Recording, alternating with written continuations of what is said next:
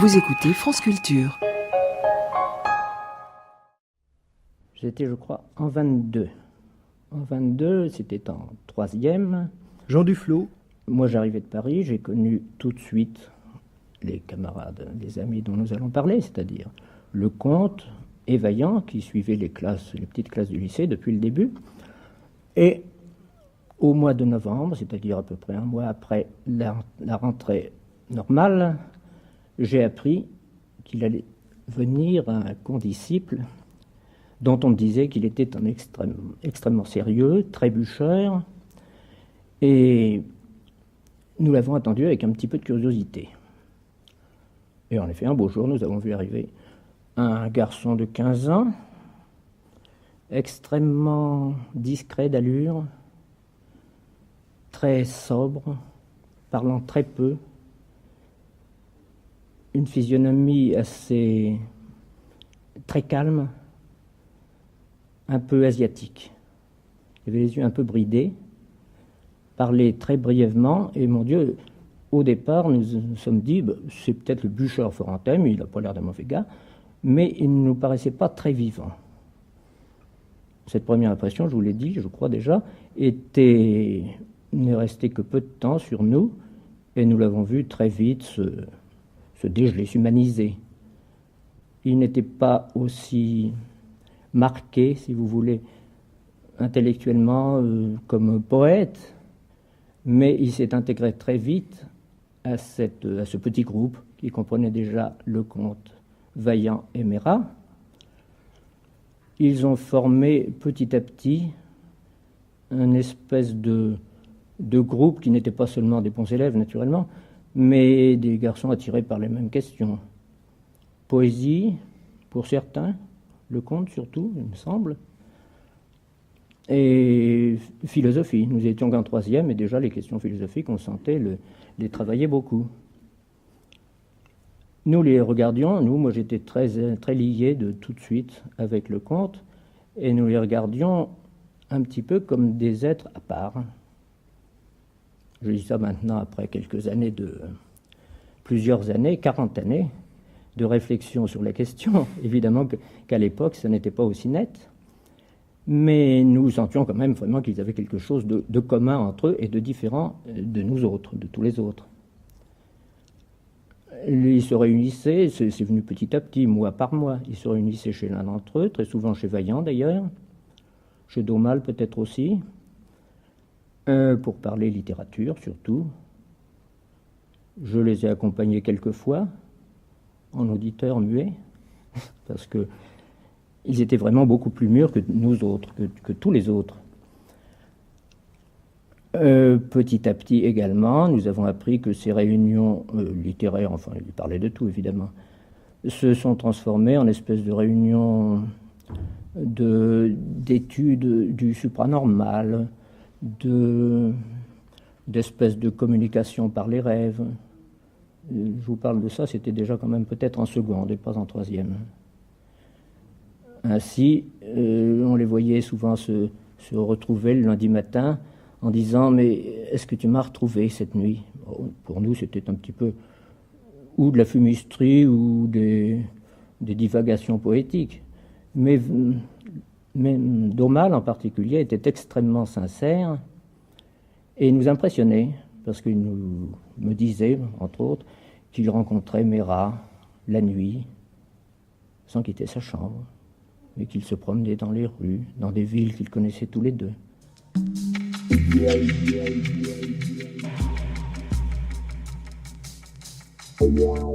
Surpris par la nuit,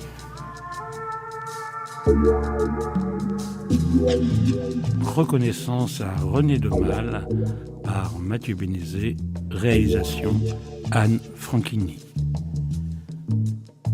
À propos du centenaire de la naissance de René Daumal. René Daumal, 1908-1944, est né dans les Ardennes. Après des études à Charleville, est-ce un signe ? Il intègre en 1922 le lycée de Reims, comme vient de le dire Jean Duflot. Il fait la connaissance de Roger Gilbert Lecomte, Roger Mérat et Roger Vaillant. Après des expériences sur le sommeil, il se dirige avec ses amis vers la littérature, se met à l'étude du sanskrit, déjà son orientation vers une mystique épatante. Il écrit ses premiers poèmes de contre-ciel et en 1928, avec ses amis toujours, Roger Gilbert-Lecomte, Roger Mérat et Roger Vaillant, il fonde la revue Le Grand Jeu, groupe qui se dissoudra en 1932. Proche du surréalisme d'André Breton, il lui reprochera de ne pas mettre en jeu précisément la vie tout entière. Il se rapproche ensuite de Gurdjieff, traduira des textes hindous. Grâce à Jean Paulhan, il publie La Grande Beuverie en 1938. Vie épuisante, travaux divers pour tenter de survivre, extrême dénuement.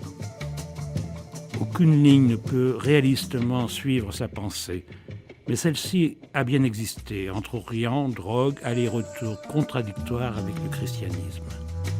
Ce qu'il chercha, à l'exemple d'un Kleist ou d'un Nerval, est une autre vie. Faisant table nette, le mot analogue, posthume comme la plupart de l'œuvre de René Daumal, tentera dans l'ascension d'une montagne imaginaire de nous faire approcher d'une vérité littéraire et hors littéraire, celle d'un absolu évident et nécessaire, hors de la réalité. L'autre vie est accessible. Lire une telle œuvre et faire l'épreuve d'un parcours mystique à la recherche d'une pureté hors norme. Un voyage dont nul ne peut revenir intact. Pierre Vilar, c'est en 1938 que René Daumal publie La Grande Beuverie. En fait, avec Contre-ciel, qui sont des poèmes publiés en 1936, ce seront les deux seuls ouvrages qu'il publiera de son vivant. Oui, et qui en plus sont eux-mêmes le produit d'un très long travail, d'une très longue genèse. La Grande Beuverie est un livre qui occupe d'une certaine façon l'essentiel de la période du début des années 30 pour René Daumal. C'est un livre qu'il écrit, réécrit, redispose sous diverses formes, et on sait qu'il en existe plusieurs versions. La version définitive, celle qu'il aura revue, corrigée et pu voir aboutir, est le produit de cette longue genèse qui traverse précisément aussi les poèmes de Contre-ciel, qui les absorbe d'une certaine façon. C'est à l'initiative de Jean Paulhan que La Grande Beuverie sera publiée.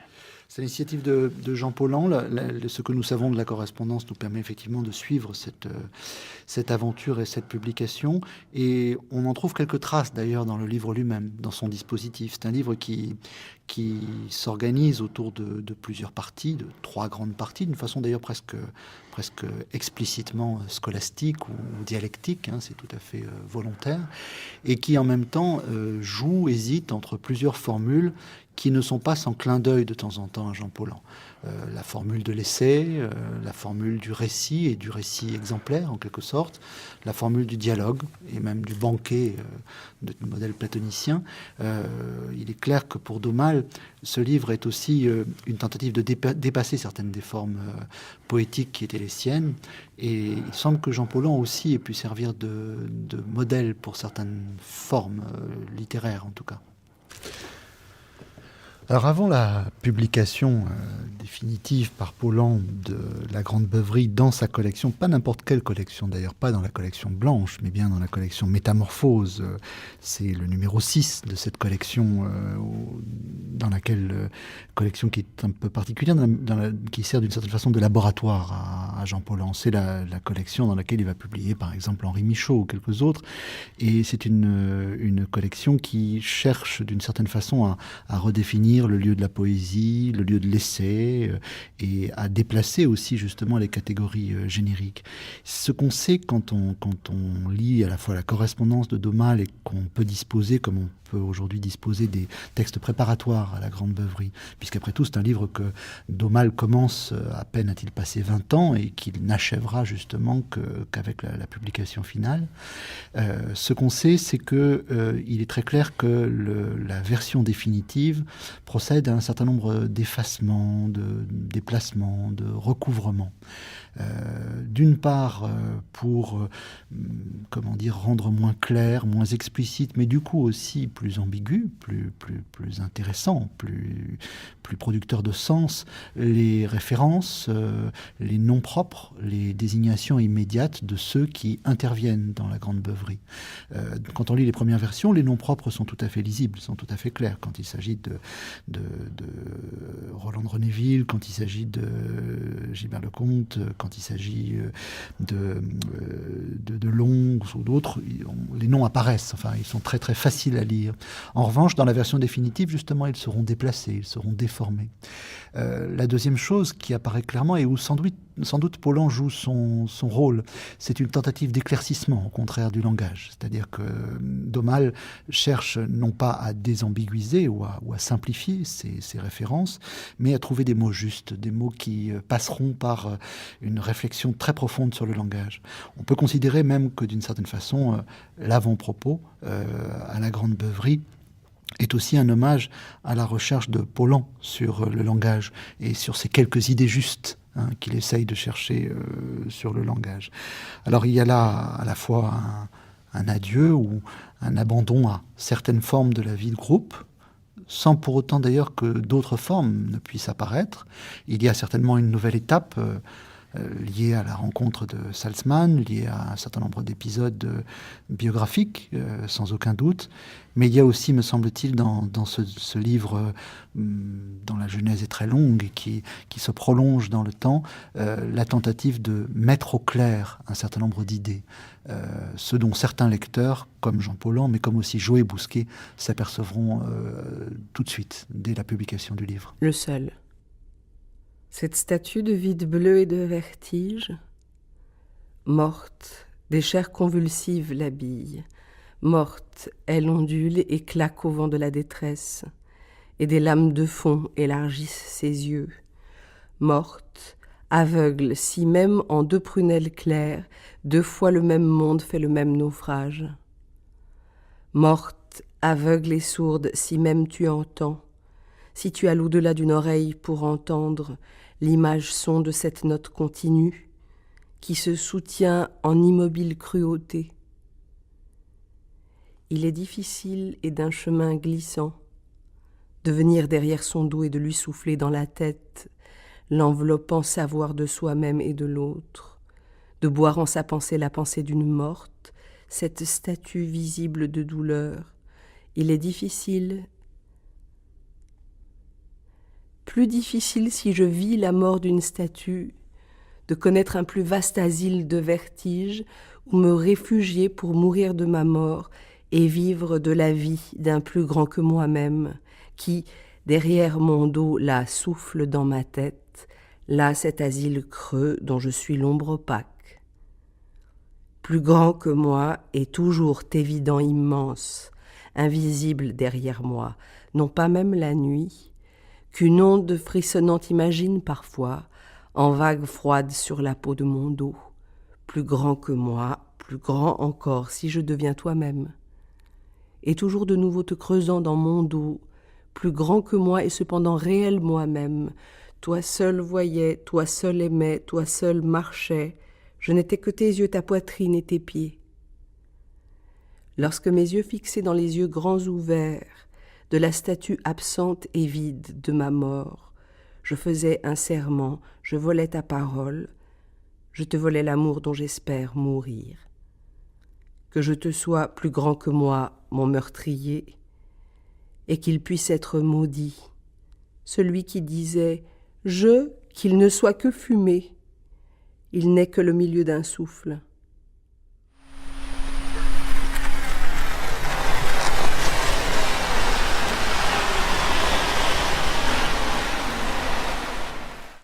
Quel sera justement, Pierre Vilar, j'allais dire, l'accueil, la réception de la Grande Beuverie Comment, par exemple, André Breton a-t-il reçu ce livre?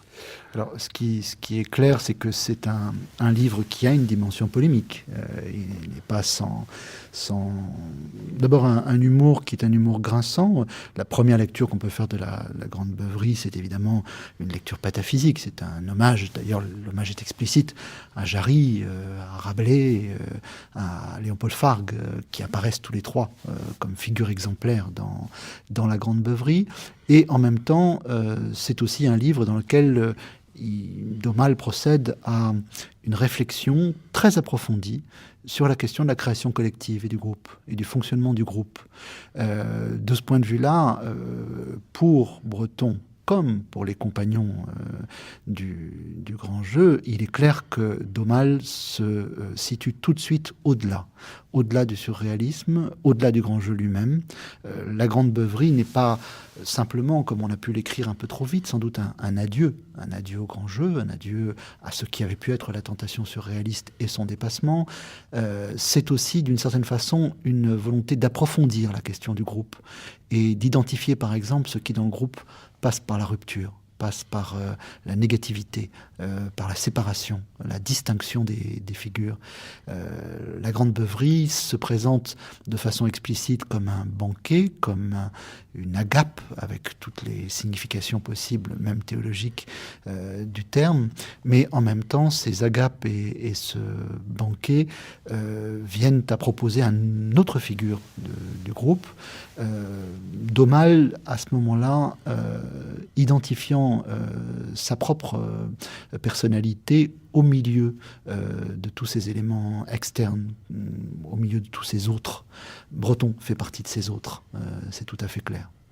Et Gilbert Lecomte, comment le reçoit-il? Roger Gilbert Lecomte. Alors, Gilbert Lecomte, on peut supposer celui donc à qui est dédié le Contre-ciel, celui qui est d'une certaine façon le compagnon le plus proche. Il est en même temps évidemment remis en cause par la Grande Beuverie. Ces allusions plus ou moins directes à des propositions ou des formules qui sont celles de Gilbert Lecomte, ou bien évidemment celles qu'il attribuera à ces nouveaux personnages qui n'étaient pas ceux du grand jeu et qui vont sans doute apparaître pour ceux qui ont fait partie du groupe Le Grand Jeu comme des personnages étranges ou extérieurs à eux. Je pense à Salzman en particulier.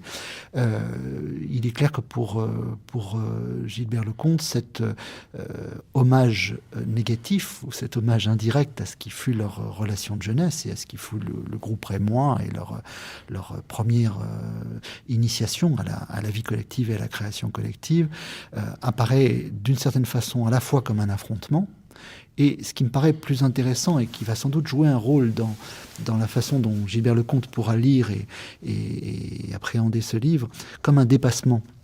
Mais comme un dépassement dans lequel Daumal se distingue, se sépare clairement. Les voix qui sont les leurs, en particulier dans le passage sur les paradis artificiels, la chose paraît tout à fait claire, les voix qui sont les leurs seront des voix distinctes. Il me semble que, d'une certaine façon, Daumal revendique ce passé commun, mais exige l'interruption de ce passé commun vers une distinction. Est-ce que Roger Vaillant, en 1938, Pierre Vilar fait encore partie du grand jeu? Ce qu'on peut peut-être dire, si on prend la liste des noms, on sait que le livre se présente d'une façon assez curieuse, c'est-à-dire qu'à la fin de la Grande Beuverie, on trouve un index ironique pour une grande part, puisque précisément les noms propres référentiels existants se mêlent à des noms totalement imaginaires, pataphysiques et inventés, et profondément ironiques. Que d'autre part, il y a un répertoire dans cet index de concepts ou de notions qui sont tout à fait internes à la Grande Beuverie, c'est-à-dire qu'ils ne peuvent se comprendre qu'à l'intérieur du livre lui-même. Mais ce qu'on sait, c'est que la façon dont les noms apparaissent déplacés, déformés à l'intérieur du livre, exclut un certain nombre de ces noms dans la dernière version qui apparaissait dans la première. Je pense par exemple à Roger Vaillant. Le nom de Roger Vaillant n'est pas déformé. Si on prend la liste des personnages, par exemple M2B qui devient Salomon ou Solo et qui est Moni de Bouly. Si l'on prend Pierre Kloporski, qui dans la première version est évidemment Pierre Klosowski. Si on prend Toto Chabot, qui est définitivement le personnage de Alexandre de Salzmann, enfin qui déplace le nom d'Alexandre de Salzmann. Celui qui ne bouge pas, c'est Roger Vaillant. Roger Vaillant ne change pas de nom. Et il est décrit d'une certaine façon comme celui justement qui n'a pas de surnom, qui ne change pas de nom. Il est à la fois en plein centre du groupe, et ça a toujours été la posture de Roger Vaillant, et à l'écart déjà, parce que précisément il ne s'identifie pas à ce jeu-là.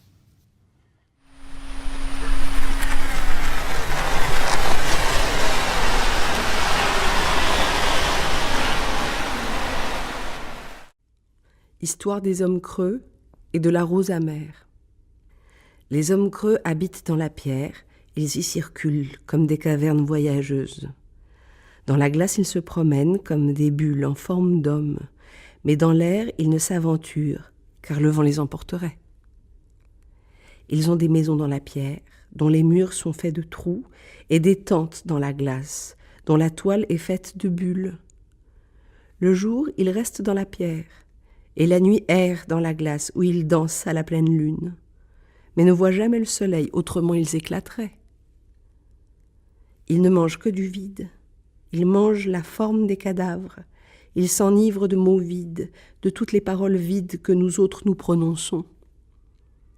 Certaines gens disent qu'ils furent toujours et seront toujours, d'autres disent qu'ils sont des morts, et d'autres disent que chaque homme vivant a dans la montagne son homme creux, comme l'épée à son fourreau, comme le pied à son empreinte, et qu'à la mort ils se rejoignent. Au village des 100 maisons vivait le vieux prêtre magicien Kissé et sa femme Ulé.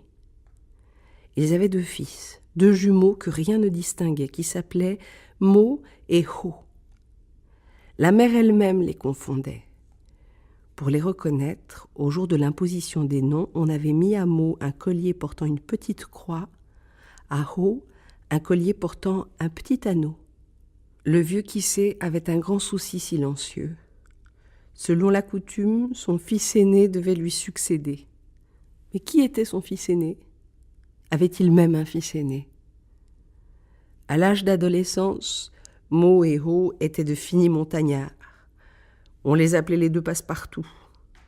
Un jour, leur père leur dit « Celui de vous 2 qui me rapportera la rose amère, à celui-là je transmettrai le grand savoir. » La rose amère se tient au sommet des plus hauts pics. Celui qui en a mangé, dès qu'il s'apprête à dire un mensonge, tout haut ou tout bas, la langue lui brûle. Il peut encore dire les mensonges, mais alors il est prévenu. Quelques personnes ont aperçu la rose amère. Cela ressemble à ce qu'elle raconte, à une sorte de gros lichen multicolore ou à un essaim de papillons. Mais personne ne l'a pu prendre, car le moindre frémissement de peur auprès d'elle l'effarouche, et elle rentre dans le rocher. Or, si même on la désire, on a toujours un peu peur de la posséder, et aussitôt elle disparaît.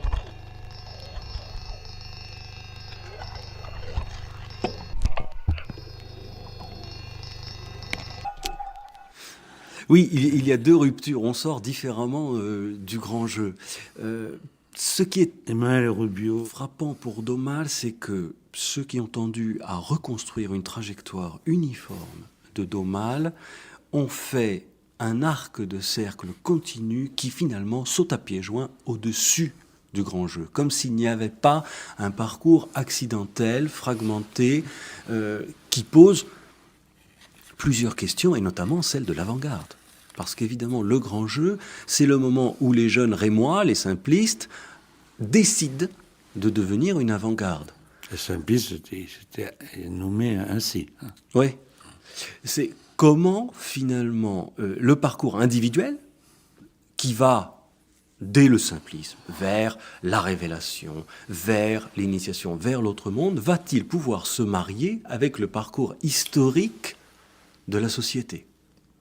C'est tout le propos, par exemple, du livre de Renéville sur Rimbaud, Rimbaud le voyant. Rimbaud, arrivé au moment de la révélation poétique, se retrouve isolé de la société dans laquelle il vit. Il va donc falloir y retourner pour travailler à l'histoire de cette société vers une révélation commune.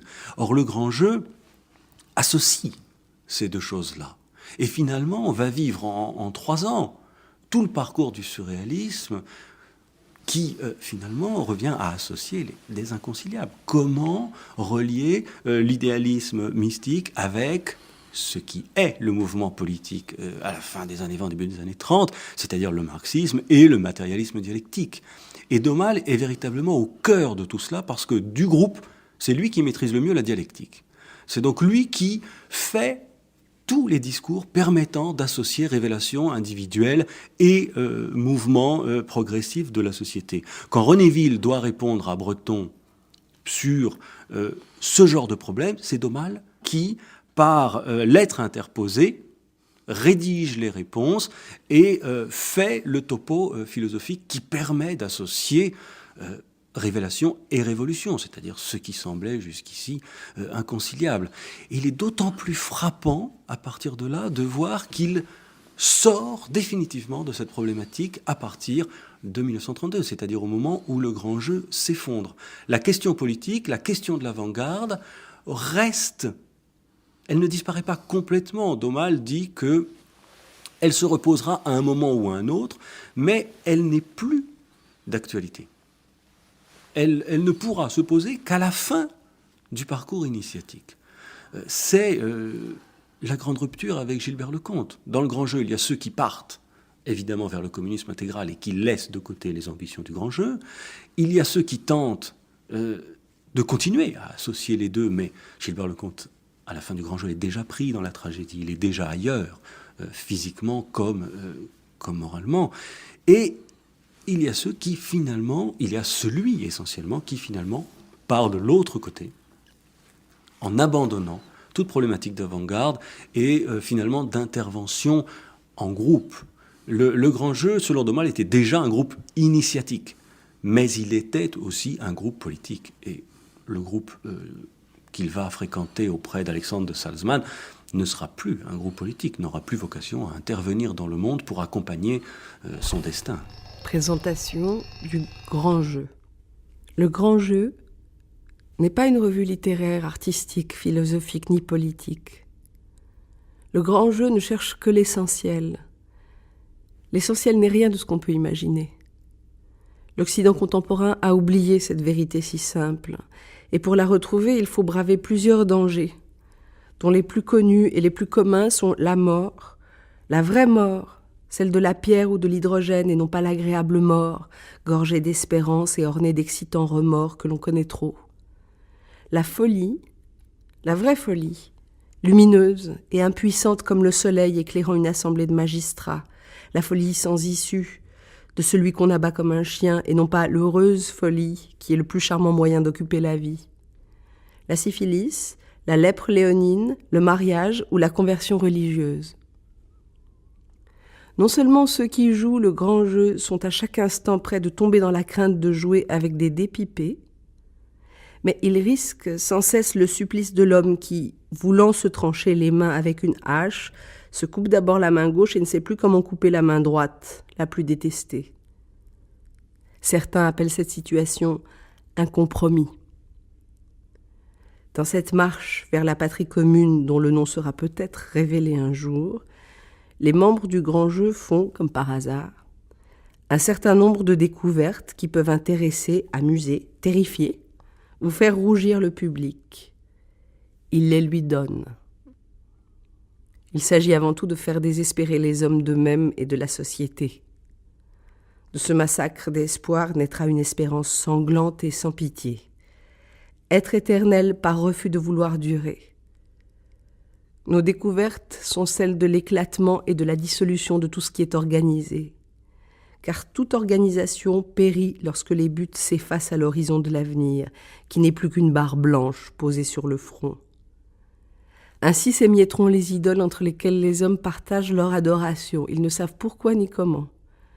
Il est inutile de les nommer, elles empoisonnent l'air. Les ghouls que le grand jeu nourrit dans des locaux réservés à cet usage savent se nourrir de ces cadavres, car elles ne sont pas portées sur la bouche. Nota bene.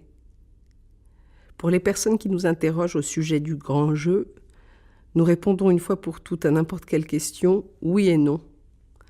Nous sommes ainsi les premiers à faire servir la vanité du discours à quelque chose.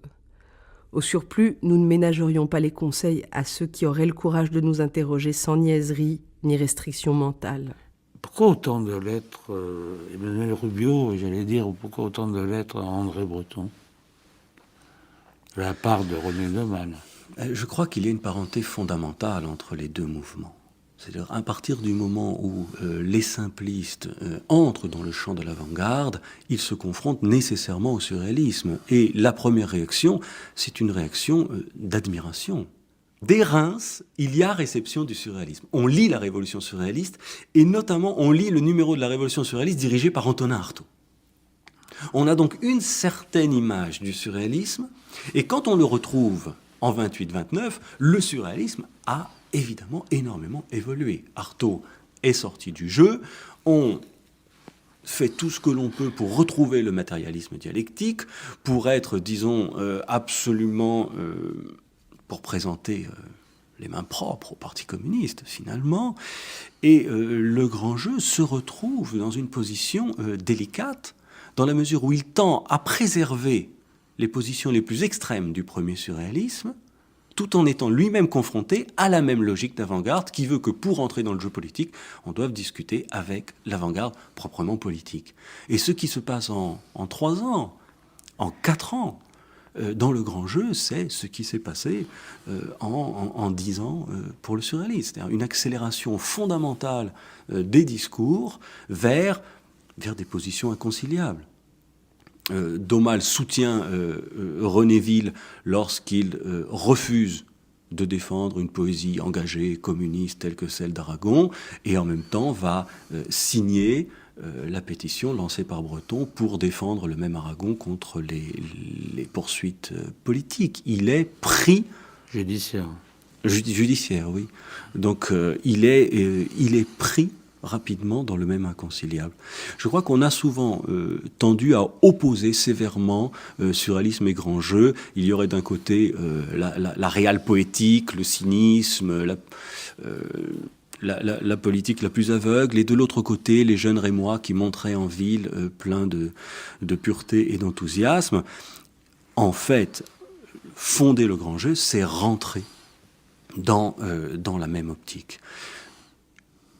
À partir de ce moment-là, il y a forcément dialogue sur les positions à adopter, et puis dialogue d'avant-garde sur la prééminence de tel ou tel mouvement. Il est assez amusant de voir Breton appeler Daumal à rejoindre le surréalisme, et Daumal répondre en appelant Breton à rejoindre le grand jeu. Ça fait partie de l'avant-garde. Je crois qu'il ne faudrait pas trop les distinguer l'un de l'autre, disons trop les opposer. Il y a peut-être une différence fondamentale dans la mesure où, au moins avec Breton, dans la mesure où Breton rêve d'un monde à hauteur d'homme, alors que Daumal rêve certainement de détruire tout monde pour aller vers une sorte d'aveuglement. Breton a parlé de poétique de l'immanence, de politique de l'immanence. On a certainement chez Daumal, au contraire, une grande attirance pour la transcendance, pour ce qui ne s'atteint pas, pour ce qui ne se vise uniquement. Le mot analogue, on en voit la base, mais le sommet est inaccessible. Donc ça, c'est une différence fondamentale. Mais si l'on revient au surréalisme dans son ensemble, le surréalisme a intégré les différentes versions, notamment par Artaud, qui lui aussi est visiblement en quête de cet aveuglement ultime. Il y a une dialectique entre transcendance et immanence, entre négation et affirmation, qui régit et le surréalisme et le grand jeu. Le grand jeu se présente en disant qu'il est uniquement destructeur,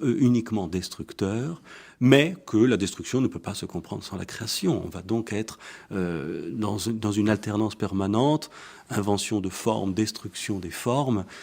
Ce qui est devant nous est absurde, disparaît devant l'évidence, mais l'évidence elle-même devient absurde. On a l'évidence de l'absurde, puis l'absurdité de l'évidence. Le discours du grand jeu, finalement, ne peut pas s'arrêter sur ses deux pieds. Il est une perpétuelle négation de lui-même, perpétuel mouvement. Et en ce sens, il intègre une part du surréalisme, comme le surréalisme intègre une part du grand jeu. Ils sont deux interlocuteurs que l'on pourrait comparer, par exemple, à Breton et Bataille. Le fameux dialogue Breton-Bataille, qui lui aussi se joue sur l'affirmation de la forme, destruction de la forme chez Bataille. Ce sont des dialogues fascinants comme dialogue, si l'on comprend qu'au-delà de nos préférences personnelles, c'est le dialogue qui fonde un véritable mouvement, et que chacun des interlocuteurs en a bien conscience. À André Breton. Et dans l'ordre des recherches positives, qu'avez-vous fait depuis la fondation du surréalisme ? Qu'avez-vous fait entouré d'un certain nombre d'individus dont la présence à vos côtés nous a toujours remplis de stupeur ? Les 9/10 de ceux qui se réclament ou se sont réclamés du titre de surréaliste n'ont fait qu'appliquer une technique que vous aviez trouvée. Ce faisant, ils n'ont su que créer des poncifs qui la rendent inutilisable. Si bien qu'aujourd'hui, j'irai vers vous pour me livrer à vos petits jeux de société, à ces dérisoires et piétinantes recherches vers ce que vous nommez improprement le surréel. Pour les trouvailles divertissantes du cadavre exquis, de l'écriture automatique seule ou à plusieurs, je laisserai tout l'appareil technique que le grand jeu travaille à construire et auquel chacun de nous apporte sa part de ressources. Nous avons, pour répondre à votre science amusante, l'étude de tous les procédés de dépersonnalisation, de transposition de conscience, de voyance, de médiumnité. Nous avons le champ illimité dans toutes les directions mentales possibles des yogas hindous, la confrontation systématique du fait lyrique et du fait onirique avec les enseignements de la tradition occulte, mais au diable le pittoresque de la magie, et ceux de la mentalité dite primitive. Et ce n'est pas fini. Sur le plan idéologique, les résultats auxquels, aidés d'un très petit nombre de vos amis, vous êtes parvenus ne sont pas pour m'attirer beaucoup. Ici non plus, il n'y aurait pas à gagner au change. Il fallait en effet lutter dans tous les domaines et s'attaquer à toutes les constructions de la pensée humaine moyenne. Or, le temps des pics de la Mirandole n'est plus. Il fallait donc que l'esprit s'emparât non d'un homme mais d'un groupe. Cela, vous l'avez bien senti, avec la nécessité d'une étroite collaboration et d'une cohésion parfaite. Mais jamais le groupe surréaliste n'a été ce groupe. Et c'est ce qui le condamne. Emmanuel Rubieux, j'ai envie de citer une phrase, enfin non, c'est pas une phrase, c'est une expression que j'aime, c'est la révolution jusqu'à la destruction. Est-ce que ça pourrait s'appliquer au fond, aux bases du grand jeu ? Je crois que dans la tentation révolutionnaire, il y a un certain goût pour la catastrophe et la destruction de tout ce qui existe. Le grand jeu se fonde sur le casse-dogme. Le casse-dogme, c'est d'abord ce qui s'oppose au dogme, et puis c'est ce qui casse et ce qui se retourne vers soi-même. Il y a quelque chose comme une puissance de destruction, la puissance du non.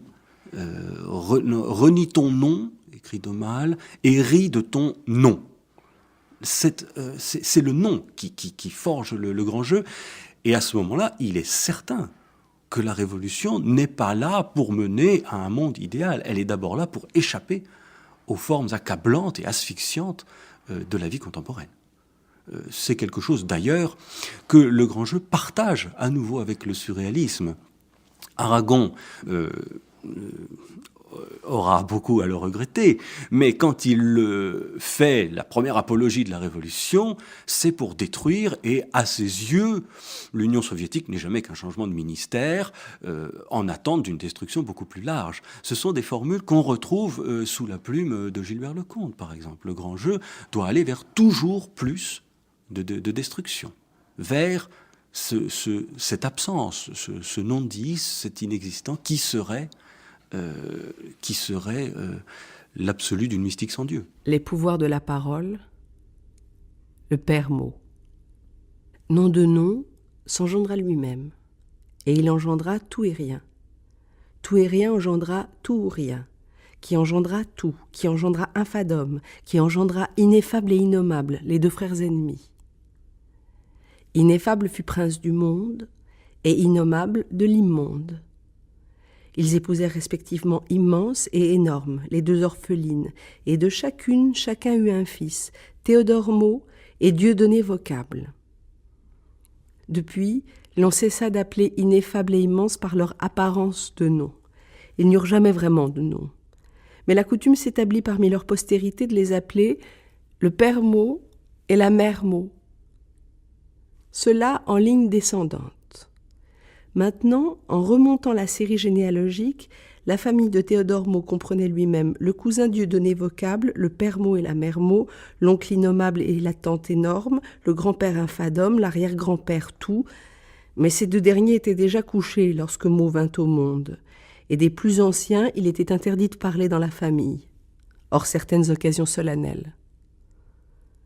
Le père Mot, roi du monde, habitait au sommet d'une colline une petite maison entourée de quelques terres, d'où l'on pouvait voir la poignée de villages qui formaient alors tout le royaume. La maison était tellement insignifiante, ne signifiant qu'elle, que personne dans le peuple ne la remarquait. On n'avait jamais vu le roi ni entendu parler de lui. Le gouvernement était confié à un conseil des anciens. S'il arrivait qu'ils ne fussent pas d'accord, une coutume immémoriale voulait qu'ils se fissent pendre par les pieds à un grand arbre, et ils devaient rester dans cette situation jusqu'à ce que leurs différends fût résolus. Par-delà l'horizon, tout autour, s'étendait le vague royaume de l'immonde, dont on ne savait rien encore. La mère Mot était une femme infatigable. Elle bêchait, fumait, sarclait, ensemençait, arrosait, butait, ramait, liait, repiquait, récoltait, entreposait, conservait, moissonnait, gerbait, battait, vannait, broyait, pétrissait, enfournait, trayait, écrémait, barattait, tondait les moutons, rouissait le chanvre, cardait, filait, tissait, taillait, cousait, tricotait et ravaudait. Elle balayait, époussetait, lavait, rangeait, mettait tout en ordre, si bien que son mari n'avait qu'à ouvrir les yeux et il voyait tout ce dont il avait besoin. Est-ce qu'on peut faire un rapprochement aujourd'hui, Pierre Vilar, entre la Grande Beuverie et le mot analogue, qui est donc inachevé à la mort de... Sans doute, pour lire le mot analogue, on doit passer par la Grande Beuverie. C'est-à-dire qu'il est assez évident que le premier dirige ou autorise la lecture de l'autre. Pour autant, il me semble qu'on peut aussi, chaque fois qu'on relit la Grande Beuverie, on est frappé d'une chose, c'est qu'il n'y a pas un seul signe stable dans ce livre. Je veux dire par là que il y en a eu plusieurs lectures, même chez les contemporains. Ces lectures ont pu être des lectures rétrospectives d'une certaine façon, c'est-à-dire la lecture d'une nouvelle initiation domalienne. Domal aurait changé et serait passé de sa première période à une nouvelle période, dont le séjour à New York marquera l'étape définitive d'une certaine façon. Mais pour lire Le mot analogue, qui est un livre où l'inspiration est plus explicitement initiatique, où un certain nombre d'éléments apparaissent plus clairement, il me semble qu'il faut conserver en mémoire ce brouillage des signes, cet extraordinaire déséquilibre du sens que la Grande Beuverie nous propose. La Grande Beuverie est un livre tout à fait fascinant parce qu'on peut difficilement en dire quelque chose de positif, d'assis, de définitif. Je pense à la lecture qu'en donne Joé Bousquet. Bousquet, qui est toujours très très attentif à ces écrivains en déséquilibre de sens, à ceux qui vont proposer quelque chose d'un petit peu moins simple que les idées arrêtées. Et qu'est-ce que dit Bousquet de la Grande Beuverie ? Il dit que c'est un livre matérialiste, ce qui est tout à fait stupéfiant quand on lit la Grande Beuverie. Mais il dit que c'est un livre matérialiste dans un sens qui n'a rien à voir avec le matérialisme positiviste, tel que d'une certaine façon la philosophie issue ou renouvelée du marxisme dans les années 30 pouvait le proposer, et aussi tel que certains des surréalistes choisiront de le pratiquer. Et donc Bousquet propose la chose suivante: il faut lire la Grande Beuverie comme un livre hautement réaliste. Alors, je peux peut-être ici lire le passage de l'article que Bousquet consacre à Domal. Il ne faut pas que la forme du vocable nous aveugle sur sa fonction. À chaque instant, devant tout acte littéraire, un écrivain est mis en demeure de définir son attitude morale par la façon dont il conçoit cette fonction. Et on dirait vraiment qu'il est déjà jugé par son aptitude à la saisir. C'est déjà avoir choisi que de comprendre, comme René Daumal, qu'on est écrivain par une façon d'avoir remis les mots en circulation et non par une aptitude à les recevoir. L'art de faire correspondre sa pensée et son imagination n'est que le chemin de l'art. À peine une chance d'authentifier son expression en transportant cette correspondance dans une autre conscience. Ainsi, autant que de former des notions, l'artiste moderne est sollicité d'en créer le besoin, si bien qu'on peut le définir l'individu le plus capable d'imaginer des consciences. Et son temps, celui qui peuple les écrits de personnages invisibles et peint l'inspiration comme un silence dramatique. C'est une bien belle idée que Daumal a dégagée, une idée hautement réaliste du mot. Elle se présente dans la Grande Beuverie avec son aspect critique, son aspect historique et métaphysique. Et de ce point de vue-là, on peut dire effectivement que pour lire le monde analogue, il faut conserver la dimension critique, la dimension historique et la dimension métaphysique de la Grande Beuverie dans le regard pour pouvoir comprendre précisément ce que le monde analogue voulait proposer. Je dirais presque à l'insu de René Daumal lui-même, c'est-à-dire au-delà même de la volonté plus explicite d'autres états spirituels ou d'autres états mentaux auxquels aspire René Daumal. La Grande Beuverie. Le premier sciante bondit sur la proie et fit entendre un sifflement admiratif. Il mit l'animal au centre d'un petit labyrinthe aménagé sur le sol avec des planches, disposa sur son passage un brin d'herbe, un fil électrisé, une tasse de lait, un miroir et encore d'autres objets, et se mit à chronométrer les faits et gestes du lapin rouge.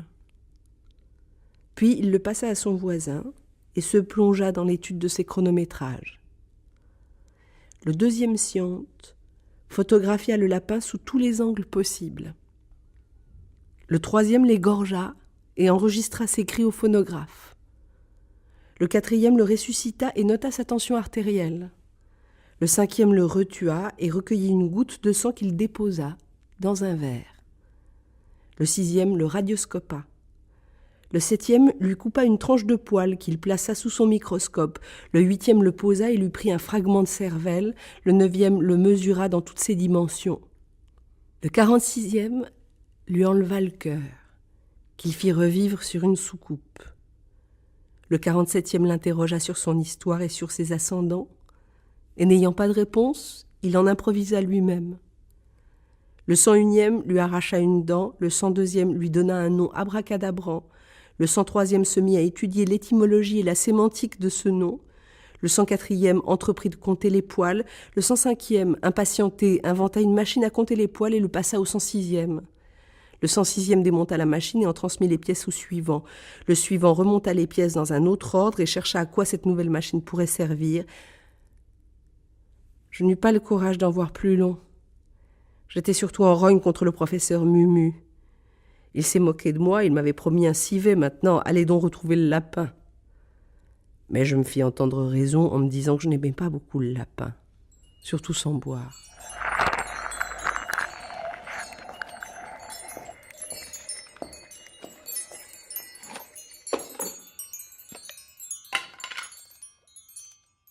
Mais est-ce que, pour vous citer Pierre Vilar, la dimension métaphysique à quoi vous faites référence, elle change entre la Grande Beuverie et le monde analogue ? Elle change dans la vie de René Daumal de façon tout à fait claire. Il participe à un certain nombre, à une nouvelle communauté, à de nouvelles expériences. Il partage d'autres choses. D'autre part, l'évolution de sa propre connaissance. Évidemment, d'une part du sanskrit et de la pratique de la traduction, un certain nombre de domaines de pensée et de philosophie qui le sortent de son premier horizon de pensée. Tout cela va opérer de façon tout à fait claire une transformation profonde dans la lecture que l'on peut avoir de Daumal d'une part, et d'autre part dans l'écriture même de Daumal. En revanche, s'il y a une chose dans la lecture que moi je peux en avoir, n'étant pas, je crois, très convaincu par un certain nombre des lectures très radicalement spiritualistes, j'allais dire presque traditionnelles dans un sens guénonien de Daumal, il me semble qu'on néglige trop, quand on lit et la Grande Beuverie et le Monde Analogue, la riche dimension critique et paradoxale et parodique et ironique qui, sans aucun doute, font partie de la signification profonde. Il ne cesse de dire que Salzman, c'était aussi le cas de Gurdjieff, pratique l'humour et pratique l'ironie comme une méthode initiatique. Mais pour autant, on sait que Daumal a pratiqué cette méthode bien avant de rencontrer ces systèmes de pensée ou ces écoles de pensée. Et que quelque chose de très profond, de très radical en lui, vise toujours ce que j'appelais tout à l'heure un déplacement des signes. Daumal ne peut pas installer, enfin pour moi, Daumal ne peut pas installer sa pensée, et nous ne pouvons pas installer sa pensée dans des termes qui se passeraient d'une sorte de surplomb ironique ou de regard toujours ancré dans le soulèvement et toujours ancré dans la révolte du sens. Il faut se souvenir que dans le Contre-ciel, un des premières variations poétiques consiste à assimiler le nom, N-O-M, au nom, N-O-N, et que la négativité est par Daumal toujours inscrite dans les assises du nom, dans le mot, dans la stabilité du sens des mots. Qu'un instituteur père de famille serait un homme adulte, faudrait-il conclure ? Voin, voin. Mais scientifiquement et autrement, vous faites erreur. On a vu des larves d'insectes pondre, même sans fécondation, des œufs viables. Mais je ne parlerai pas de ces faits accidentels. Outre l'homme, il existe un autre animal qui, dans les conditions naturelles, n'arrive jamais à l'état adulte et qui pourtant se reproduit régulièrement. Il s'est accommodé de son état embryonnaire et n'a pas plus que l'homme le désir d'en sortir. C'est la larve d'une espèce de salamandre que l'on trouve dans des mares et des étangs du Mexique et que nous nommons, d'après un mot du pays, axolotl. On n'était pas trop sûr de la place à lui attribuer dans les compartiments zoologiques, jusqu'au jour où, ayant injecté à des axolotls des extraits de glandes thyroïdes, on les vit se transformer en un nouvel animal, qui, sans l'intervention de la curiosité touche-à-tout de l'homme, dite science naturelle, n'aurait peut-être nulle part existé dans notre ère quaternaire à l'état adulte. La différence entre l'axolotl et l'homme, c'est que chez ce dernier, une intervention extérieure ne suffirait pas, toute nécessaire qu'elle dût être, pour déclencher sa métamorphose. Il faudrait encore et essentiellement qu'il renonçât à son enchenillement et voulût lui-même sa maturation. Nous passerions alors par une transformation bien plus profonde que celle de l'axolotl. Seul le changement de la figure corporelle serait moins sensible, aux yeux du moins de notre observateur atteint de myopie psychique, tandis que les formes de nos sociétés en seraient complètement refondues. Quant à l'enseignement, s'il n'est pas capable de provoquer ni de guider des transformations, il reste une instruction de larve à larve. Il est fort possible d'ailleurs que les vieilles larves axolotl apprennent aux larves nouveau-nées à nager et à chercher leur nourriture. René Daumal, très vite, Jean-Philippe de Tonnac se déconnecte, se retire de la scène littéraire et philosophique de son temps pour engager une autre aventure dont il a le pressentiment très tôt, probablement à 16 ans, à travers ce qu'il a appelé une expérience déterminante, qui marque sa vie. Comme pour tous les mystiques, il y a, comme chez Jacob Böhm, il y a toujours une expérience fondatrice, une expérience de référence, et chez Daumal, c'est une expérience entamée à Reims avec 3 curieux garnements, 3 curieux condisciples du lycée de Reims, avec lesquels il entreprend un certain nombre d'expériences. Expérience des limites, expérience des gouffres, comme aurait dit Michaud. Et c'est à partir de ces expériences de jeunesse que sa conviction se fait que le terrain sera intérieur.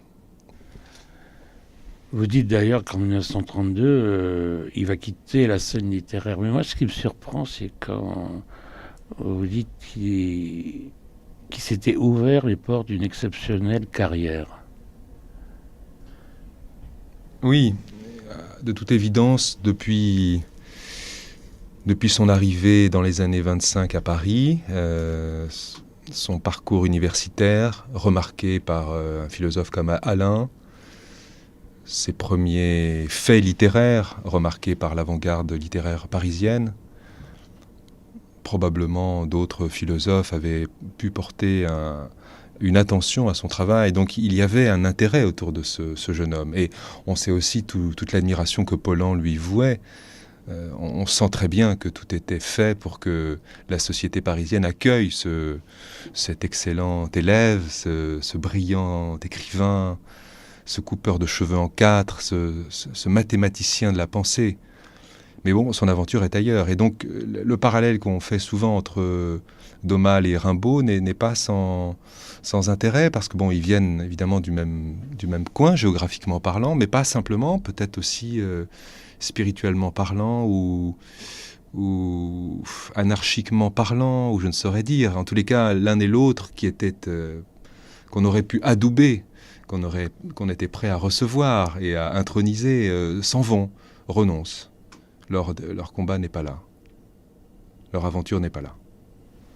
Est-ce que...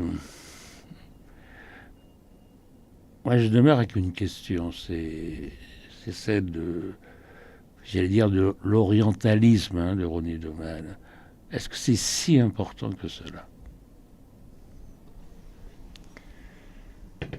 Alors, je ne comprends pas très bien votre question. Je vais essayer d'y répondre comme je la comprends. Il faut se replacer dans cette époque, dans une époque qui cherche. Les avant-gardes littéraires sont en recherche d'enracinement politique, philosophique, peut-être spirituel, pas trop, mais en tous les cas, pour l'expérience du grand jeu tout entière, il y a un besoin de se rattacher à un sol traditionnel, à une légitimité spirituelle. Et donc l'apprentissage de René Daumal du sanskrit, puisque sa découverte de l'Inde se fait par la découverte d'une langue, dans des conditions improbables. On pense que ça se passe tout à fait au moment de son arrivée à Paris. Il a 17 ans, il s'initie au sanskrit. Alors on ne sait pas très bien quels ont été les éveilleurs, en l'occurrence. En tous les cas, l'apprentissage d'une langue, pour lui qui a tellement besoin d'une grammaire pour entrer, pour pénétrer dans un espace mental, l'intelligence qu'il a d'une langue très vite au cours des années, avec cet acharnement qui est le sien, lui ouvre quelque chose de l'ordre d'une compréhension d'une autre culture, d'une métaphysique. Donc je crois que il aurait pu s'intéresser peut-être à l'Égypte, il aurait pu s'intéresser aux Chinois, mais bon, c'est l'Inde qui se trouve être sur son chemin. Et en tous les cas, le monde indien tel qu'il y pénètre grâce à la langue et à l'étude du sanskrit, lui offre un point de comparaison par rapport à la dégénérescence de l'Occident, à l'insignifiance de l'Occident. Donc pour moi, oui, l'Inde, dans ce sens-là, et la métaphysique indienne telle qu'il y accède, est un point de vue, un point à partir duquel René est en mesure de regarder son époque. La pierre lucide. Océan, eau, des pleurs et des maléfices. Ah, qui dit toujours? Et quelqu'un se tait. Et l'autre meurt blanc qui se croyait un fleuve. Et moi je vais sur la lisière et méchamment, ah, qui dit toujours? Mais moi de nier et renier. Et l'un meurt bleu, et l'autre à l'océan retourne. Et quelle plume! Ma vanité d'envol autour de mon cou qui est le vôtre, vu dans je sais bien quel miroir. Oh mon amour néant, le vôtre aussi est la mer, autour. Autour, les cordes brûlent autour de votre cou. Et, ah, qui dit toujours, sans l'effroi de ce pendu bleu et blanc, oh, non jamais, et moi de dire jamais, jamais dans ce miroir, miroir sans avenir. Un jour, Moni de Bouly. je me souviens de cela comme si c'était aujourd'hui, Hendrik Kramer et moi raccompagnions Daumal, qui devait en principe arriver gare du Nord à l'heure Il avait juste le temps. Nous l'accompagnions vers le métro Vavin. Après avoir quitté Roger Gilbert Lecomte, il y avait donc Domal, Hendrik Kramer et moi qui allions vers le métro. Et en approchant du métro, devant nous, il y avait du monde. Et parmi ces personnes qui marchaient devant nous, il y avait un homme grand, osseux, sec, qui marchait d'un pas saccadé. Et Domal nous dit, voilà, cet homme-là, il est comme moi, il a l'intention de descendre l'escalier du métro. Mais je vois autour de lui, derrière lui, des nuages noirs, lourds, épais, suifeux. Ah, je dis, René, je ne vois rien, pourtant, je ne vois rien. Mais si, tu vois pas comme c'est dense autour de lui. Tu ne vois pas comme il est entouré d'ondes magnétiques sombres, néfastes. Et à ce moment-là, eh bien, subitement, l'homme s'arrête, raide, se met à genoux et s'effondre juste devant l'escalier du métro. L'aventure du monologue, c'est évidemment Hubert Haddad. une allégorie, un mythe, une métaphore. Analogue à quoi? À l'expérience fondamentale. Il faut imager, cette expérience fondamentale qui est imprononçable, qu'on ne peut pas dire, puisqu'il faut la faire. Pour la dire, pour pouvoir, il faut la faire. Et une fois qu'on l'a fait, on est dans l'impossibilité même de la raconter, parce qu'elle n'est pas de l'ordre du langage, de la représentation. Elle est foudroyante. Alors, est-ce qu'elle est de l'ordre de la présentation? Du présent, ouais. de l'immédiat présent, de l'absolu présent. C'est pour ça que René Domal, se découvrant au moment où il sait qu'il va mourir, 39 par là, tout d'un coup, cette expérience qu'il a fait, lui il avait 16 ans, 17 ans, cette expérience qu'il a fait de la mort, eh bien, il en fait une fable. Pour survivre, d'une certaine façon, pour vivre, il en fait une fable, il déploie la métaphore en un récit. Et ça donne le mot analogue. Bon, c'est vrai que c'est un mythe. Il est très proche il a des contemporains. Il y a des contemporains qui ont écrit des histoires tellement semblables, comme Michel Bernanos, La montagne morte de la vie, et quelques autres. Bon, Michaud était tout à fait dans ce lieu-là. Artaud, c'est les poésies noires. Hein. Artaud, lui, il était sur la scène d'un théâtre absolu, mais sur une scène tout de même. Et donc, il s'affrontait à la facticité. Tandis que René Domal a fait cette expérience.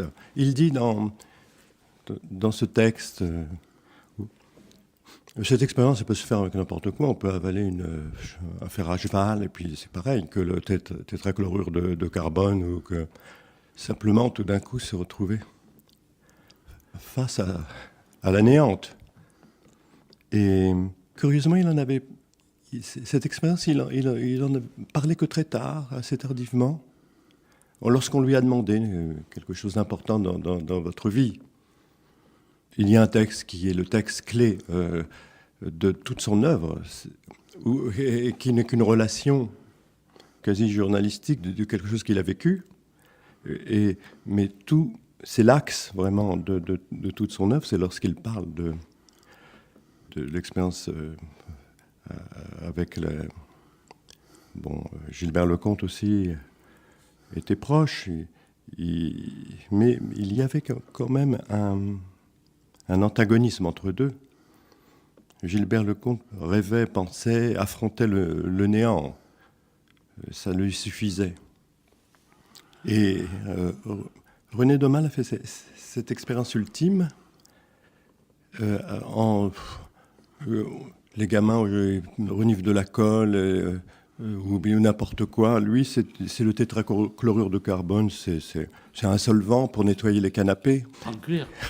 En cuir.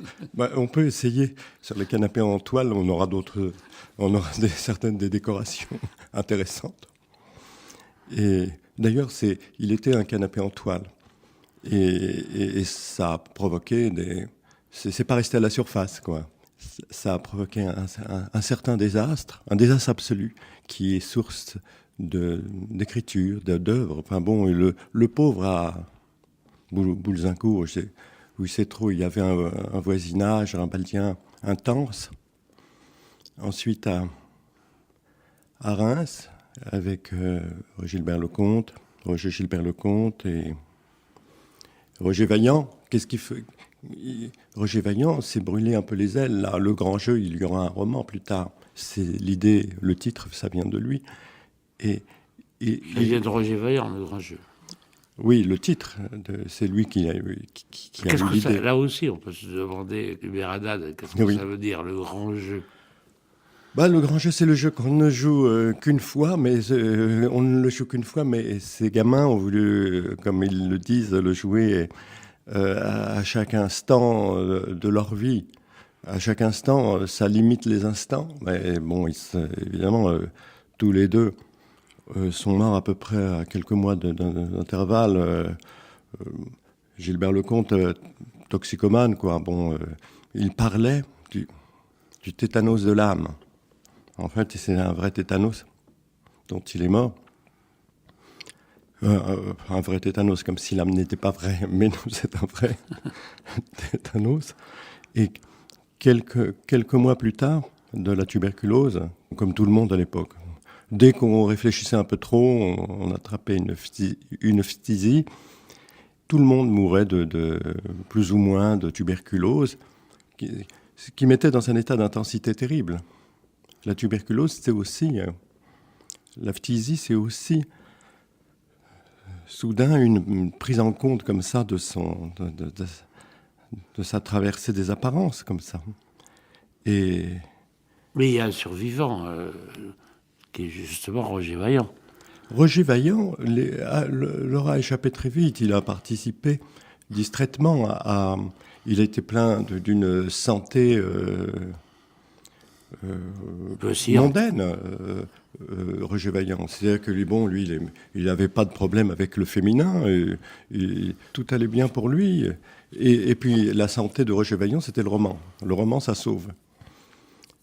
On revient à René Daumal. À René Daumal, évidemment. Le mot analogue, c'est cela.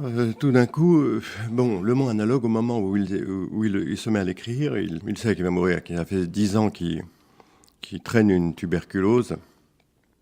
Il est au bout. Ça faisait partie des fatalités de l'époque.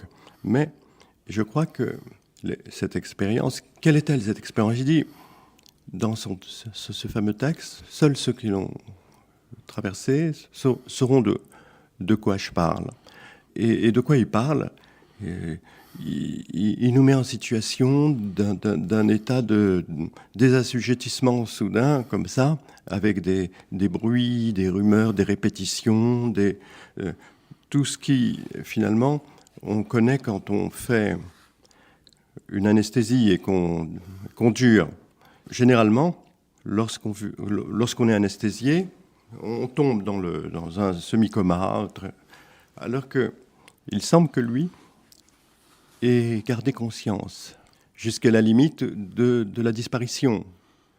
Mais cette disparition est un éclairement, une découverte insensée, où tout d'un coup, comme dans ces vieilles légendes, où on dit que celui qui meurt revoit sa vie en un éclair, eh bien, c'est cet éclair qu'il a traversé, qu'il a connu.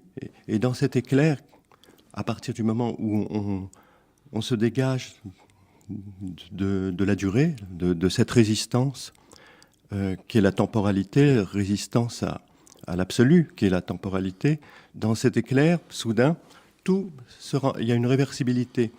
Tout se redéploie et toute la vie est là et prend tout d'un coup un sens absurde, cette évidence absurde. Et au moment de disparaître, il y a cet instant de l'éternité, parce que tout va recommencer infiniment, éternellement. Justement, Hubert Haddad, vous pourriez lire Incipit. Ouais.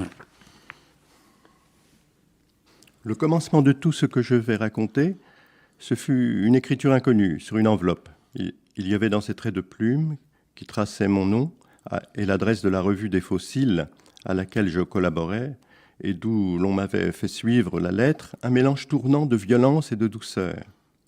Derrière les questions que je me formulais sur l'expéditeur et le contenu possible du message, un vague mais puissant pressentiment m'évoquait l'image du pavé dans la mare aux grenouilles.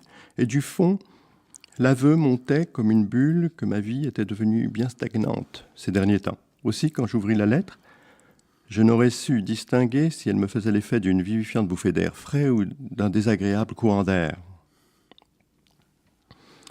La revue des fossiles.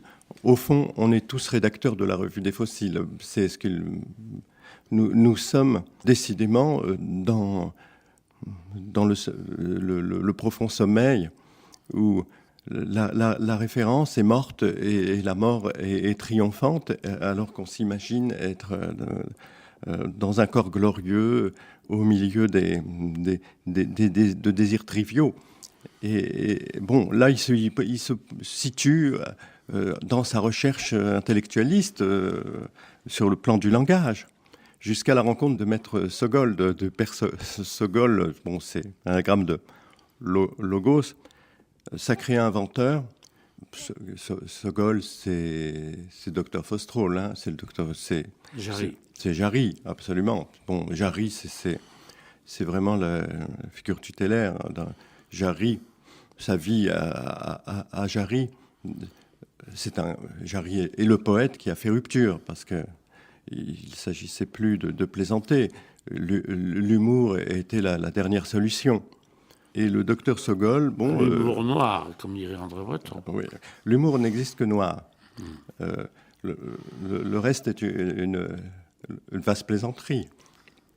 Et le docteur Sogol a lu un article du narrateur dans cette revue des fossiles, où il parle pourquoi n'existerait-il pas un lieu comme ça, une montagne.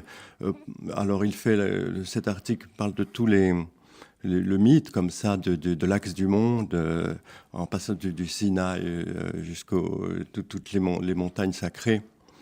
Et puis en arguant que peut-être on pourrait la repérer comme finalement Brandan a cherché l'Éden, le paradis terrestre, le moine Brandan quelque part et partait en expédition. Et pourquoi ne pas aller en expédition? Pourquoi ne pas aller repérer? Pourquoi ce mont analogique, cette montagne sacrée, cet axe du monde, pourquoi n'existerait-il pas? Et c'était de l'exégèse, amusante. Et puis il reçoit une lettre de Sogol qui est tout à fait d'accord avec lui et qui prend son discours au pied de la lettre. Puis il dit on part, on s'organise, on y va.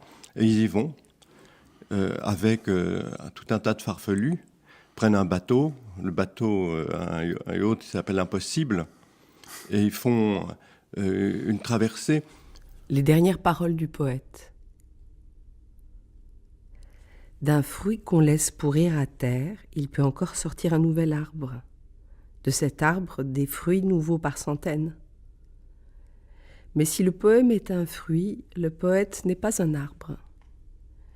Il vous demande de prendre ses paroles et de les manger sur le champ, car il ne peut à lui tout seul produire son fruit. Il faut être deux pour faire un poème. Celui qui parle est le père, celui qui écoute est la mère, le poème est leur enfant. Le poème qui n'est pas écouté est une semence perdue. Ou encore, celui qui parle est la mère, le poème est l'œuf, et celui qui écoute est fécondateur de l'œuf. Le poème qui n'est pas écouté devient un œuf pourri. C'est à cela que songeait dans sa prison un poète condamné à mort. C'était dans un petit pays qui venait d'être envahi par les armées d'un conquérant. On avait arrêté le poète parce que, dans une chanson qu'il chantait sur les routes, il avait comparé la tristesse qui rongeait jusqu'à l'os la chair de son corps aux fumées meurtrières qui avaient brûlé jusqu'au roc la terre de son village. Demain à l'aube, il sera pendu. Mais on lui a fait cette grâce qu'avant de mourir, il pourra dire devant le peuple un dernier poème.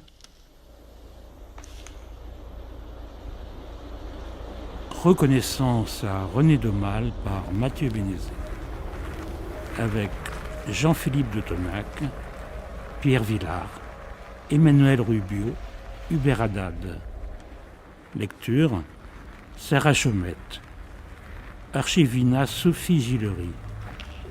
Coordination Anne-Vanessa Prévost.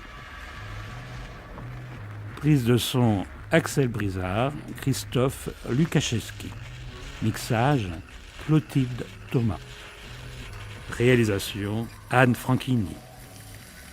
L'essentiel de l'œuvre de René Daumal est disponible aux éditions Gallimard, en particulier dans les collections Poésie et L'Imaginaire. Le livre de Jean-Philippe de Tonac est aux éditions Grasset, intitulé René Daumal, un archange.